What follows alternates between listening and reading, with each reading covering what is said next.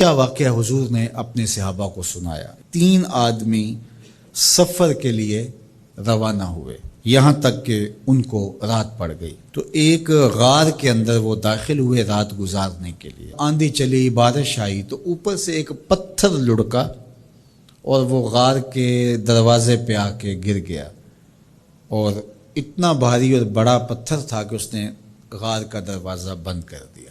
انہوں نے آپس میں بات کی اور کہا، تم اس غار میں پھنس گئے ہو، اب یہاں سے نکل نہیں سکتے مگر یہ کہ تمہارے وہ عمل جو محض اللہ کی رضا کے لیے تم نے کیے ہیں، ان اعمال کا وسیلہ دے کے اللہ سے دعا مانگو۔ ان میں سے ایک آدمی نے کہا، اللہ میرے ماں باپ بوڑھے تھے، اور میں جب بھی بکریاں چرا کر کے آتا تو میں دودھ دو کر کے سب سے پہلے اپنی ماں کو اور اپنے باپ کو پیش کرتا۔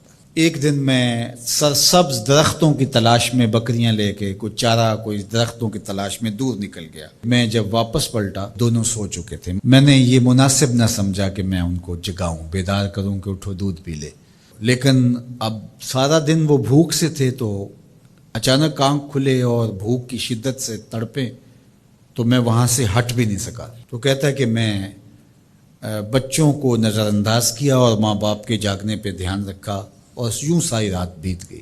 میرے ماں باپ فجر کے وقت جب اٹھے، وہ دودھ ان کو پیش کیا۔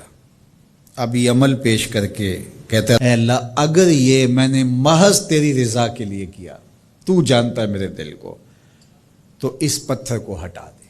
تو پتھر تھوڑا سا سرک گیا، لیکن اتنا نہیں تھا کہ وہاں سے یہ باہر نکل سکے۔ اب دوسرے کی باری آئی، اس نے کہا، اے اللہ میرے چچا کی ایک بیٹی تھی جو مجھے بہت زیادہ محبوب تھی، مرد عورت کے ساتھ جتنی محبت کرتا ہے اس طرح میرا اس کی طرف رجحان قلب تھا، تو میں نے اس کو اپنی خواہش کی تکمیل کے لیے کئی بار کہا، لیکن اس نے کہا کہ یہ نہیں ہو سکتا۔ اور پھر ایک دن حالات نے اس کو مجبور کر دیا، فاقہ زدہ حالات ہو گئے، غربت آ گئی، تو اس نے مجھ سے اپنی حاجت طلب کی، تو میں نے اس کو 120 دینار دیے، لیکن شرط پہ کہ تم اپنا جسم میرے سپرد کرو گی۔ اب مجبوری سے اس نے کہا ٹھیک ہے، لیکن میں نے دیکھا کہ اس کا وجود اللہ کے خوف سے کانپ رہا تھا، اور مجھے کہنے لگی، اتق اللہ، اللہ سے ڈر اور اس کی حدوں کو نہ توڑ۔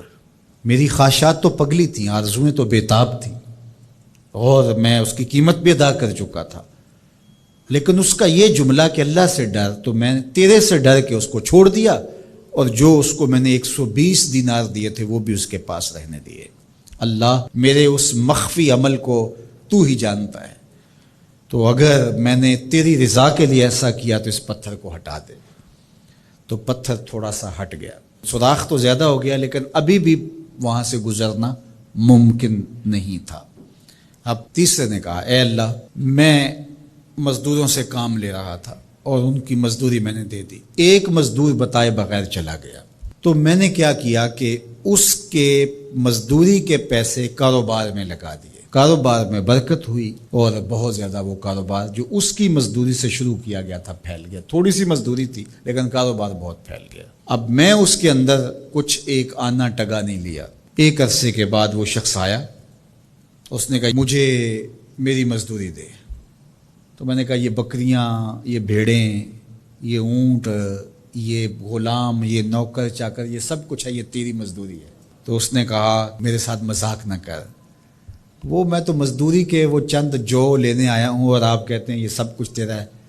تو اس نے ساری صورتحال بتائی، تو اس نے وہ ساری بکریاں، وہ سارے اونٹ، ساری گائے اور سارے غلام ہانکے اور چل دیا۔ کہا اے اللہ اگر یہ عمل میں نے تجھے راضی کرنے کے لیے کیا تھا تو پتھر کو ہٹا دے۔ تو حضور نے فرمایا وہ پتھر ہٹ گیا اور یہ چلتے ہوئے باہر آ گئے۔ جب اللہ کی رضا کے لیے کام کیے تو مشکلوں سے نکلنے کے راستے ملتے۔ ایک روایت میں آتا ہے، جو آسانی کے وقت اللہ کو فراموش نہیں کرتا، اوکھے ویلے اللہ اس کو فراموش نہیں